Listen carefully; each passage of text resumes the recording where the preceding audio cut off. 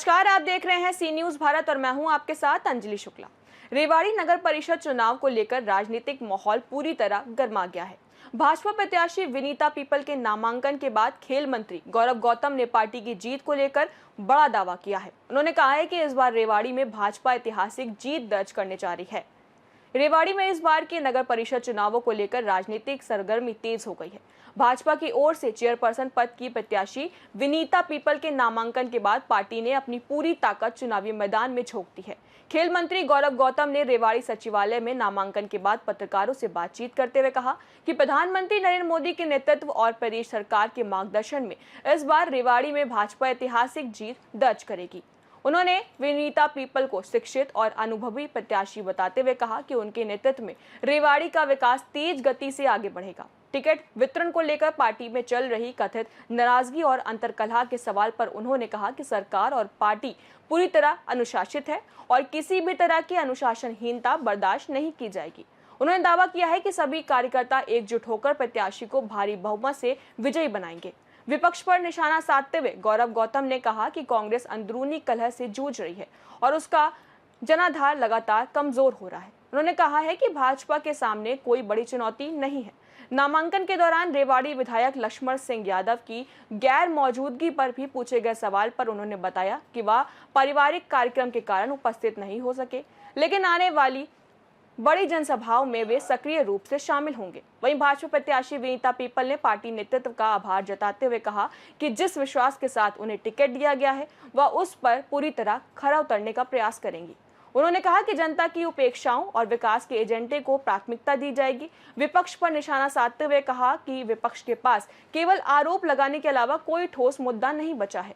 उन्होंने ये भी स्वीकार किया है कि टिकट मिलने के बाद स्थानीय विधायक का धन्यवाद न कर पाने की गलती उनसे अनजाने में हुई, जिससे उन्होंने स्वीकार कर लिया है। नामांकन किया है, क्या कहेंगे? सर, मैं बस यही कहना चाहती हूँ, सबसे पहले तो आप सभी को मेरा नमस्कार। और जिस प्रकार से भारतीय जनता पार्टी की लहर चल रही है, तो मुझे पूर्ण उम्मीद है कि समस्त जनता की सपोर्ट और वोट मुझे दोनों ही मिलने वाली है।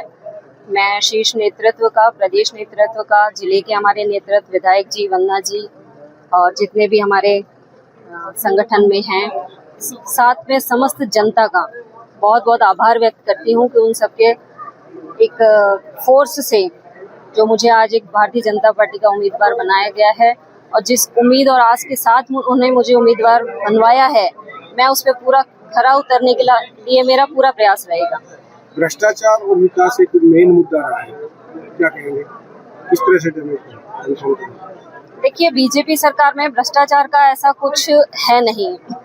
ऑपोजिशन वालों को तो मुद्दे चाहिए होते हैं, तो वो कुछ भी बना सकते हैं। रही विकास कार्यों की बात, तो विकास कार्य होते रहेंगे और होते रहेंगे। हमारा प्रयास पूरा रहेगा कि हम अपनी तरफ से अच्छे से कार्य करके दिखाएंगे। एक अंतरकलह में कल आपने विधायक जी का नाम भी नहीं लिया, पार्टी के सभी अधिकारी नहीं, ये गलत है कि मैंने नाम नहीं लिया, क्योंकि मैं कंटिन्यू बोल रही थी शीर्ष नेतृत्व, प्रदेश नेतृत्व, जिला नेतृत्व, और जिला नेतृत्व में विधायक जी, अध्यक्ष जी सभी कॉमन आ जाते हैं। अध्यक्ष जी ने भी आपको इशारा भी किया था, उसके बाद भी शायद आप नहीं समझ पाए।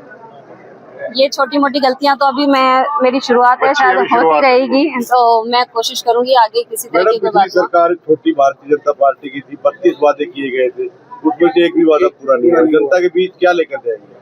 सर, जनता के बीच में उनका आशीर्वाद लेके जा रही हूँ। जिस उम्मीद के साथ में उन्होंने मुझे आगे किया है, मेरी पूरी कोशिश रहेगी, पूरा प्रयास रहेगा कि मैं अपनी मेहनत और ईमानदारी के साथ में उनकी सारी शिकायतें दूर कर पाऊँ। क्या अपील करेंगे?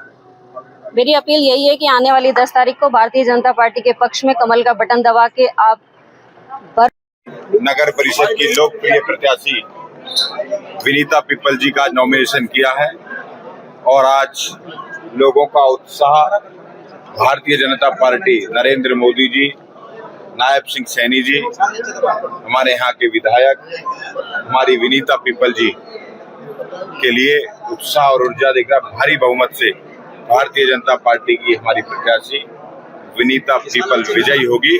ऐतिहासिक रिकॉर्ड इस बार रेवाड़ी से बनने वाला है। रेवाड़ी के विकास की गति को और तेज लेकर हमारी चेयरमैन विनीता पीपल जी आकर लेकर जाएंगे। किस प्रकार की चुनौतियां देखते हैं? बड़ा मसला रहा पिछले दिनों, तो किस तरह से काउंटर करेंगे? कोई भी नायब सिंह सैनी सरकार भ्रष्टाचार के प्रति जीरो टॉलरेंस की नीति अपना रही है। कोई भी चाहे पदाधिकारी हो या अधिकारी हो, इस प्रकार की चीजें नहीं टॉलरेंस की जाएंगी। विनीता पीपल जी के नेतृत्व में अब रेवाड़ी और चमकेगा, यह हमें पूरा भरोसा है। लगता है कि कोई चुनौतियां हैं रास्ते के अंदर?